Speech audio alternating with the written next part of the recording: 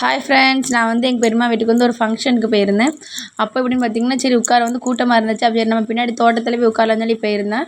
பார்த்தீங்கன்னா, அங்கே தோட்டம் சூப்பராக போட்டிருந்தாங்க ஃப்ரெண்ட்ஸ். நல்லா இருந்துச்சு. காய்கறி தோட்டம்லாம் போட்டிருந்தாங்க.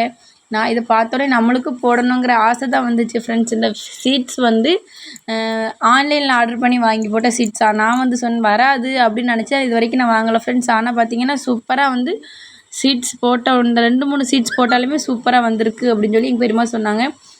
கேப்சிகம், அப்புறம் வந்து மிளகா, கத்திரிக்காய், சீனி அவரைக்காய், வெண்டைக்காய், அது மாதிரி நிறைய வெஜிடபிள்ஸ் போட்டிருந்தாங்க.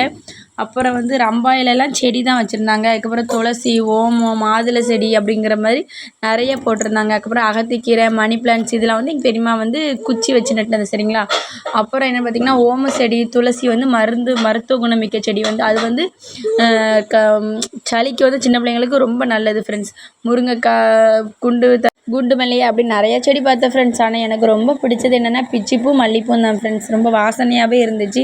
அப்புறம் என் பையன் விளாண்டுக்கிட்டு இருந்தான். அதுக்கப்புறம் நான் சரி வீட்டில் போய் ஃபங்க்ஷனை விஷயமா பார்ப்போம்னு சொல்லிட்டு வீட்டுக்குள்ளே போகலான்னு பார்த்தேன். ஆனால் எனக்கு வந்து ரொம்ப பிடிச்சது என்னதுன்னு பார்த்தீங்கன்னா கேப்சிகம்.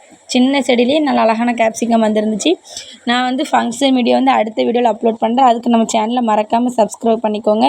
கத்திரிக்காய் வந்து இந்த வயலட் கலர் கத்திரிக்காய் இருக்கும்ல, அந்த கத்திரிக்காய் விதை தான் போல்.